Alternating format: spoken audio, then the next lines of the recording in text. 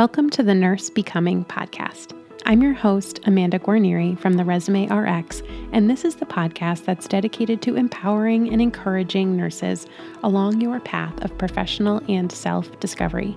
As a nurse practitioner, mom, and business owner, I'm on a mission to help you figure out how to leave your lasting impact on the world, all while bravely and fearlessly growing along the way. Join me for honest conversations and inspiring stories about personal and professional growth, all through the lens of nursing.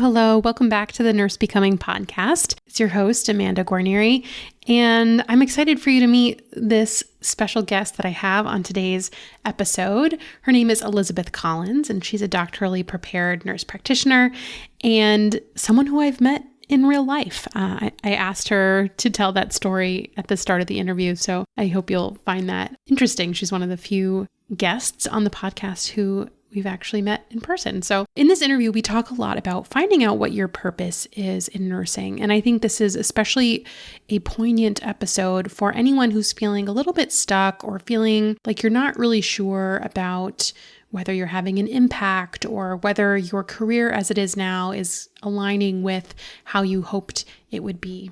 So we dive into that conversation a little bit and talk about what that specifically looked like for Elisabeth. And then we talked about kind of what you can do as a listener, if this is the situation you're in.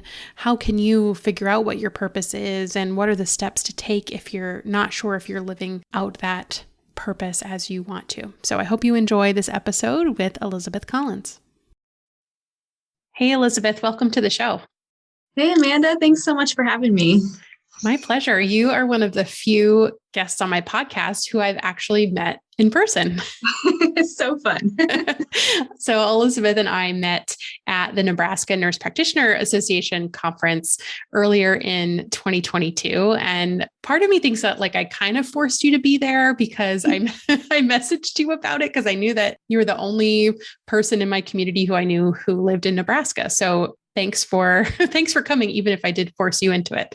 Well, I'm so glad you mentioned it to me because I had just recently moved back to Nebraska. And so I hadn't even heard about the conference. And then when you messaged me about that, I was like, oh, I definitely need to go. I need to go and network and then meet you. And you were the keynote speaker. And it was awesome. So I'm really glad that you let me know about the conference in my state. Well, anytime. And, you did me a favor by being a little bit of a plant in the audience for some questions I was going to ask during my talk. So I'm very grateful for that. Absolutely. It was fun. So I've already introduced you a little bit, but I'd love for you to introduce yourself in your own words. Tell us a little bit about who you are and what you do. Sure. So I'm Elisabeth Collins. I'm a doctorally prepared dual board certified nurse practitioner. I am certified as an adult gerontology acute care nurse practitioner and a family nurse practitioner. And so, my background as a nurse practitioner has primarily been in hospital medicine. I've worked as a hospitalist nurse practitioner for several years. And then more recently, I've transitioned into PRN clinician roles, still in hospital medicine, also in occupational medicine. Also doing some remote stroke coordinator work on the side. So I work remotely as a stroke coordinator, leading my facility through the Joint Commission's Primary Stroke Center certification. So that's been an awesome project and opportunity for me. And then more recently, I've started a business. So I'm a nurse entrepreneur as well. I do healthcare consulting and educational services. That's a little bit about me. But I'm a nurse, of course. Nursing is a big part of my life, but it's not my whole life. So on the personal side, I'm a wife, I'm a mother. I love to travel. I love to grow plants and flowers. Well, speaking of traveling, this really interesting tidbit stuck in my mind that I think we talked about this at the conference, and I didn't prepare you for this question, but hopefully you'll tell the story about when you commuted to Guam. Is that for work? Is that right?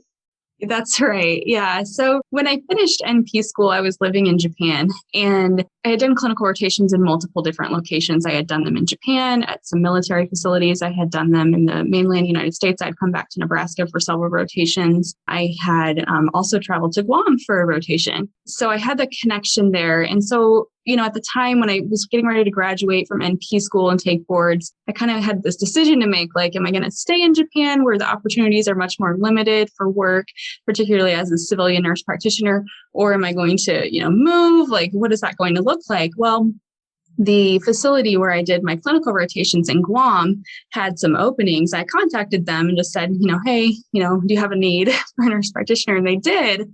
And so I accepted the position, and it was a hospitalist nurse practitioner role. And so what I would do is I would work for 2 weeks in Guam, and I had an apartment there, car, all the things, whole second life there, really. And then I would every month travel back to Japan for 2 weeks. So I would have 2 weeks off, and I would spend that time with my husband. And so I did that monthly for several years, and until, of course, the pandemic sort of changed things and travel became much more difficult. So in 2020, I ended up spending a lot of time in Guam, actually, because I couldn't travel back to Japan. And that kind of prompted our decision to make a move back to the States in 2021. So yeah, it was a fun ride while it lasted. I love to travel, and I loved the routine of it. It was an 8-hour commute to work, 2 flights, no big deal. But it was a lot of fun. I love that. I just thought that was so memorable and such an interesting, not only personal experience, but really a professional experience that you don't hear about every day, like actually traveling by plane and commuting a pretty far distance to work, which I guess just goes to show the variety of opportunities that are out there for NPs, and also just a really cool like icebreaker thing to, if someone asks you, like, what's one thing that's really interesting about yourself? Like, I would definitely put that on the list. For sure. It's funny because in the moment you just do it. But yeah, looking back, it's like, wow, that was pretty wild. Like, I can't believe I lived that life. And it was a lot of fun. And I honestly wouldn't have even thought of it either, except when I did a clinical rotation in that area, I found that it's actually not that uncommon. Physicians do that a lot as well. I worked with physicians from multiple countries that actually they'd go to Thailand, or they'd go to Taiwan or Korea or whatever, and then they would come back and work for a couple of weeks in Guam and then leave. And the opportunities are endless for nurses, for sure. That's super interesting. So, we've talked about your NP career, but I'd love to go back to the beginning a little bit and have you tell us more about your nursing journey, kind of what roles you were in as an RN, and kind of what prompted you to go to NP school. So tell us that story. Yeah, absolutely. So I was a teacher before I was a nurse. I was a teacher for 8 years, and I always knew in the back of my mind, I kind of had an interest in nursing. And it's one of those careers that it's like, if you want to make a difference in people's lives, teaching and nursing were the 2 things that I thought of out of high school. So I went the teaching route first. But then as I was several years into teaching, that thought kept coming back into my mind for several reasons. maybe I'll go back to school for nursing, even though I loved being a teacher. And so I thought, first of all, I'm going to get my CNA license just to see, can I really even handle nursing? I didn't know, to be honest, like the smells and the sights, like I didn't know if I could handle it. So I went ahead and enrolled in a CNA course, and it turns out I loved it. I loved the clinical rotation in the nursing home. I loved the geriatric patient population. And so that really solidified my decision to go back to school for nursing. So I enrolled in a community associate degree nursing program. And I completed that. And then shortly after completing that is when my family and I made the decision to move to Japan. And so passed the NCLEX RN, picked up and moved 6,000 miles away. And, that had its challenges as well. But basically, I got involved with the American Red Cross while I was in Japan. I was able to do some volunteer nursing. And then eventually I got hired on as a staff nurse in the emergency department. So primarily my experience as an RN was in the ER. So I worked as a staff nurse, triage nurse, charge nurse, all the things, and really enjoyed that experience. But it was during that time when I was living there that I decided to go ahead and finish my bachelor's degree in nursing, and then eventually made the decision to pursue graduate school. That was kind of my journey through nursing. I love it. So I want to talk more about kind of your decision to further your education and your NP career, and really how it has led you to discover your purpose. And I use that phrase because I know that that's a phrase that's really important to you and really a cornerstone to your business. So I think I remember you mentioning that there's kind of a story to tell there about that moment. So I'd love to learn more about what that means for you. Sure. Yeah.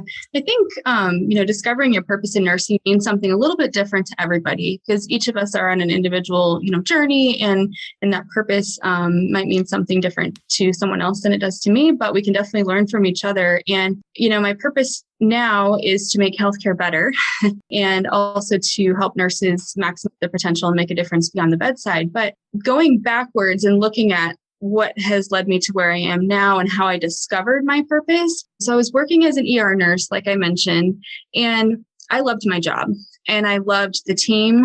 We had great camaraderie, great teamwork, and I loved the patient population. I loved the variety in the ER, something new all the time. And so there were a lot of things to love about my job. However, I found myself having this underlying irritation at times. And sometimes I could pinpoint it to, maybe a lack of autonomy.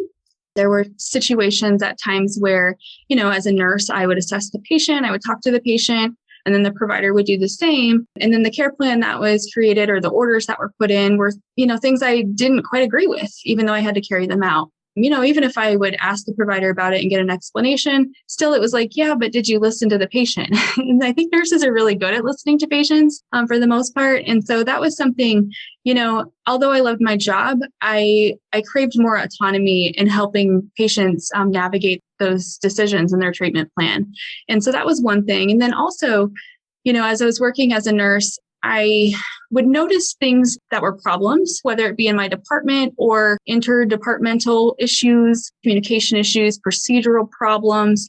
And I thought, why isn't anyone addressing these things? Why aren't we fixing the problem? It irritates everybody. So why don't we just fix it? And so there was that. And then when I would speak up about the issue, I sometimes felt like my voice wasn't really being heard. And that was frustrating. And so when I look back, although I loved my time as an ER nurse, those underlying sort of irritations definitely prompted my decision to seek more, because I think as a nurse, I craved more impact. A lot of people in healthcare, they go into healthcare, nurses go into healthcare a lot of times because they want to make a difference, right? And when you feel like that's being stifled and you're not maximizing your full potential and you can do more to impact patients, to impact the system, then you want to do that. And so I started seeking out those opportunities and looking into more education. And that's really what prompted my decision to go to graduate school to become a nurse practitioner and to pursue eventually the doctorate degree as well. So did you find that doing that and going down that path, did it help you really get an opportunity to make that difference and to have that impact that you felt that you were lacking before? It absolutely did. Yeah, absolutely. So as a hospitalist nurse practitioner, I really enjoy helping patients navigate their hospitalization because that's a transition, right? They're entering into the hospital and then the transition, through discharge and just all the steps along the way. Being able to communicate to them exactly what the care plan is, being able to listen to them, so rewarding. And so I think becoming a nurse practitioner did solidify that for me. It definitely gave me the autonomy that I craved. And then pursuing my education further and finishing the doctorate degree, really learning through that process what all is involved in systems level change and kind of getting a piece of it in school and then being able to take that even further to the point of where now I'm leading other projects, quality improvement initiatives, and making a difference for patients, for nurses, transforming healthcare from the inside out. That is so rewarding to me. And I feel like my nursing career has been extremely meaningful, fulfilling, and rewarding. And I'm so glad that I made that decision. I'm glad to hear that. I think it's always good that, when what you decide to do actually realizes the reason that you decided to do it, right? It is that time of year Back to school time is here, and we are celebrating by having a good old-fashioned back to school blowout sale. You can save 25% on my digital products and courses with the code BACKTOSCHOOL, all one word. Again, that's 25% off all my digital products and courses with the code BACKTOSCHOOL, all one word. You can head to learn.theresumérx.com to see everything that's on sale. Again, head to learn.theresumérx.com to see everything that's on sale and get what you want. The code back to school, all one word, and that'll get you 25% off. Cheers to back to school season.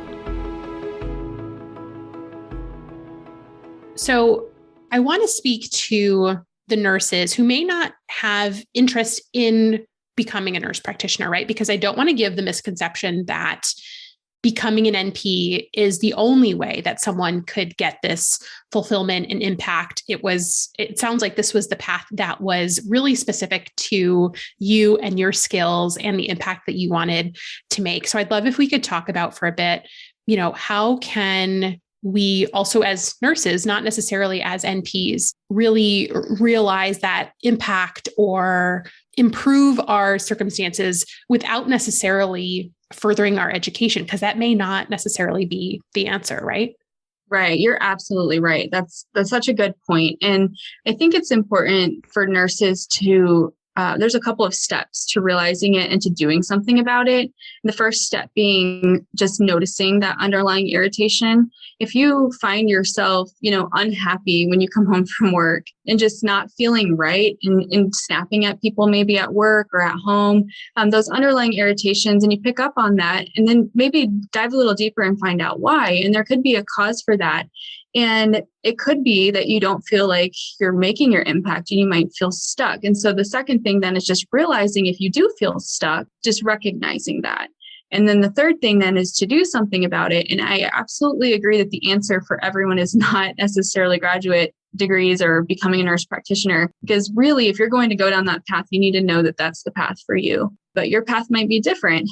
That means that if you're identifying that you are stuck, perhaps, some sort of pivot in a different way. That could be a different niche. That could be just, speaking up at work and knowing how to transform the healthcare system. And that's something I'm really passionate about and want to do more with nurses in the future, is to equip them and empower them to create change right where they are, because I do believe it's possible. But there are several key factors. One of them is you have to find a seat at the table of the decision makers. If you don't do that, then yeah, you're right. Your voice won't be, heard. And that's how I felt as an ER RN.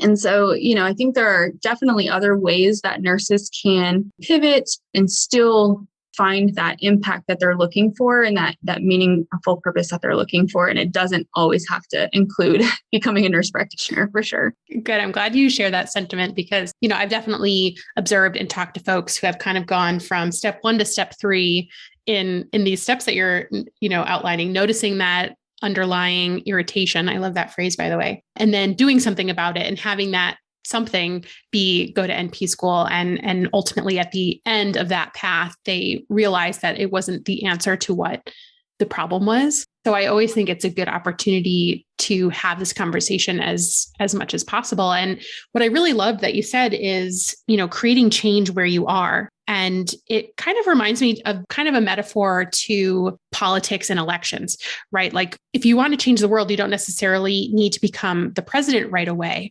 right? Like there's so much power in local, like even town committees and town boards of education and things that seemingly everyday citizens can be involved with that don't involve running for some sort of national political office. And I think, we can kind of draw a parallel there and basically say, if you are someone who feels this underlying irritation and wants to make a difference, it doesn't mean that you necessarily need to go to another job, go to another location, advance your profession to another degree or whatever, but, find those opportunities to get those seats at the table where you are, because ultimately, it's likely that you'll be able to see kind of more immediate benefit of your actions if you're kind of on a smaller scale, potentially. Yeah, absolutely. And just knowing too that if you do make that leap to, the next level of school or whatever that might look like for you, go into it very cautiously, make sure you're getting good advice. And that was something I really appreciated. Was a mentor who guided me into that decision and gave me really good advice about which even specialty to choose. And she said, you don't want to invest all this time and money and effort into graduate level education and then get to the end of it and you can't even do what you wanted to do. Yeah. And that really hit me. And I was like, you're right, I don't.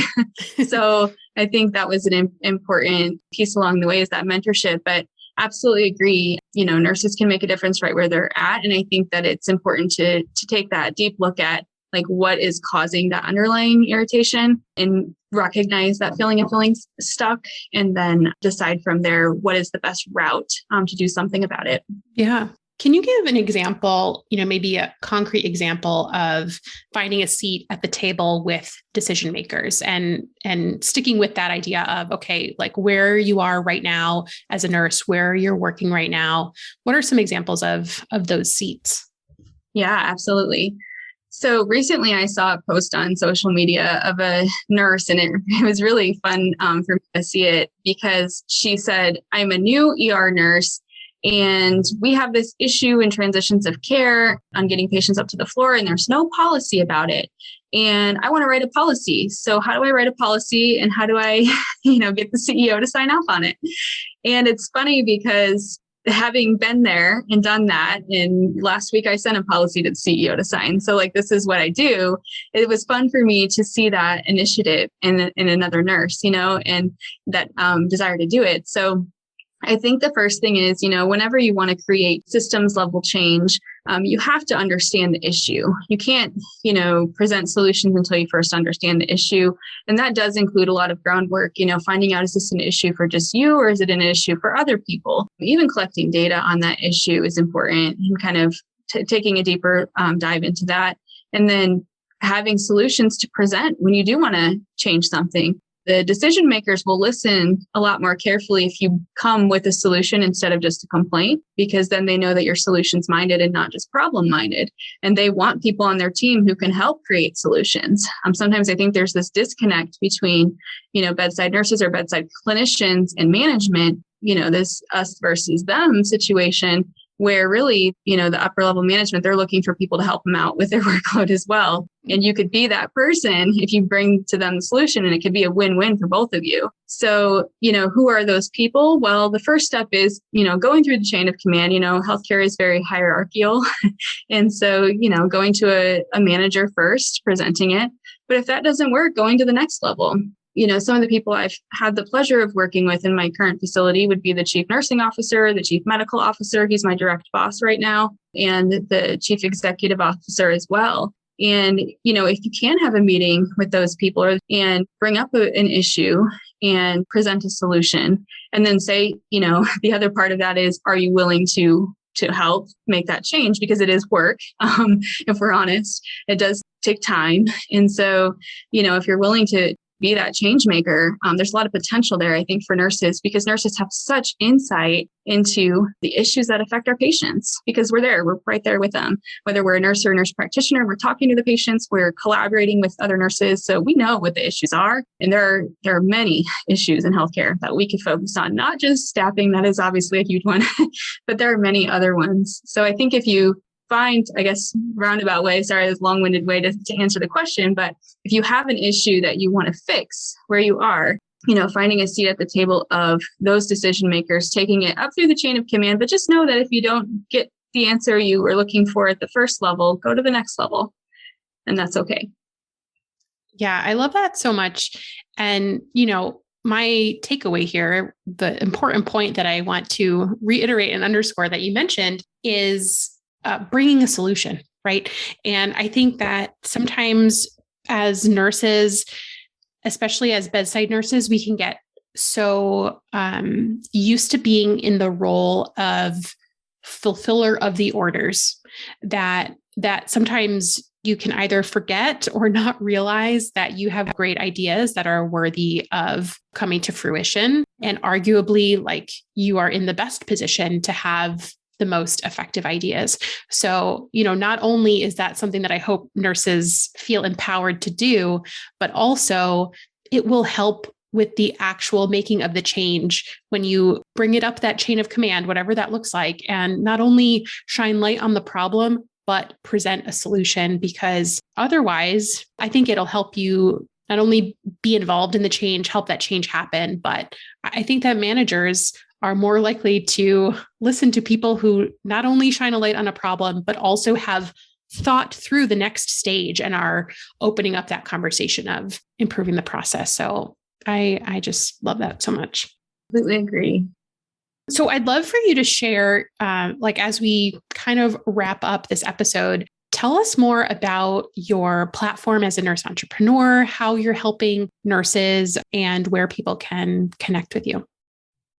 Sure. Be happy to share. So yeah, like I said, my business is kind of twofold. It's healthcare consulting and educational services. The educational part is a piece for nurses. I help D&P students navigate their doctoral projects, choosing the right topic, choosing one that will get approved and make an actual difference in healthcare. And then I just offer some other courses for nurses as well, and some mentorship as well, because I think having mentorship through the different transitions as a nurse or a nurse practitioner is important, because I know that the mentors that I had along the way were super helpful. So my website is theinnovativенp.com.